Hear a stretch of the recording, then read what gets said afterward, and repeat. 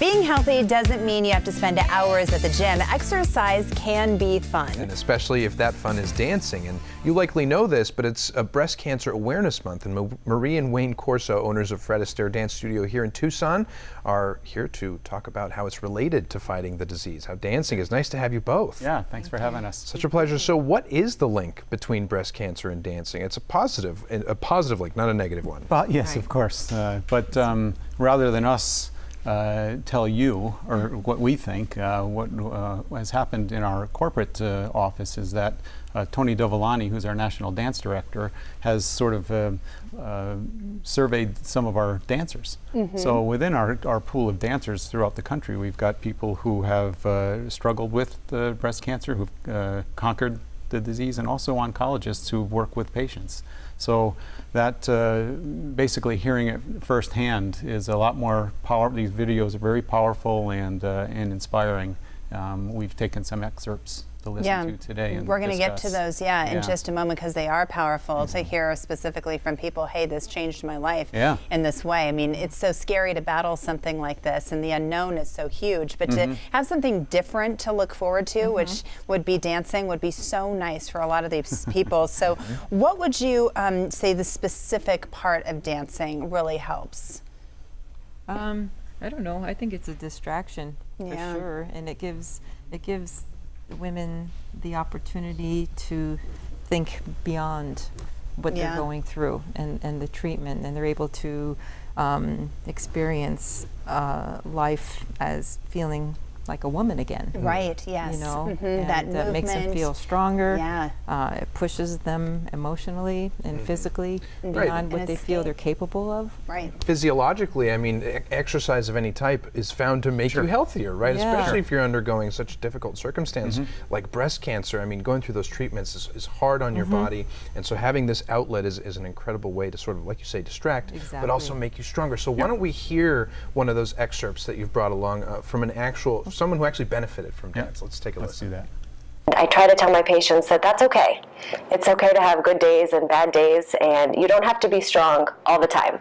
I say, especially within the walls of my exam room, I want patients to be honest with me, because that's really the only way we can help, is if we know what someone is dealing with, both physically and spiritually and psychologically. It's funny because I started seeing my sister declining until I took her to the first dance class. And it's like months later, I had asked her, I said, what did dancing do for you? And she said, I felt like a woman again. Yes, I think as a physician, I sometimes have to practice a little tough love, where I have to say, you know, if you don't feel like it, you have to go anyway, and you have to keep moving, and you have to keep eating, and you have to push yourself.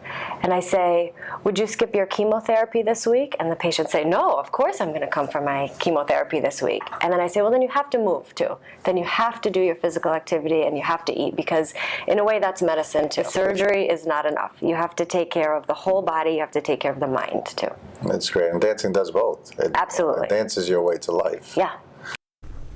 And it is important, I think, to talk about the female aspect and how it's important to feel pretty. And if you lose your hair, you know, that can be very disruptive and psychologically can be very damaging, and it affects everybody around you. But the motion and the music and just being with a partner, it does help you feel beautiful, I would imagine. Yeah, yeah, it does. They put on the beautiful ballroom dresses and that kind of a thing. And there's, of course, there's always wigs, and there's you know, ways of making them feel that they've made the right choice. And like she was saying, pushing them and making them, you know, come to the lessons and that sort of a thing. And of course, you can always, you know, shorten the lesson. It's just get you there, you know, get you here. But then it's the escape, and I mean, nobody leaves, I'm sure, during the middle of the lesson. It's just getting you through the door, and then you just let it all, you know, loose. It's and nice. I can imagine too the sense of family, of community that you get, of support, of meeting other fellow dancers. That's a great point, and they talked about the different types of support networks that everybody has,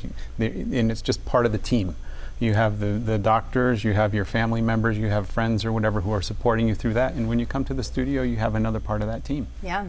Yeah. You need to have that joy going through Exactly. this. The other thing that they talked about in some of the other interviews that was really interesting to me was the was you have your treatment phase of the disease and then your post-treatment. So people coming out of their treatment phase are thinking, wow, I'm a completely different person than I ever was before, and I need to remake myself. Powerful, And the dancing has really helped with that. So if anybody at home has a family member who needs a little bit of pushing, this would be the ultimate medicine to have in addition to everything else. Thanks so much for being here. Exactly. Thank you. And right now, new students can get a free introductory lesson of the month of October. For more information, you can check out fredastaire.com/Tucson, or you can call them at 520-300-5490.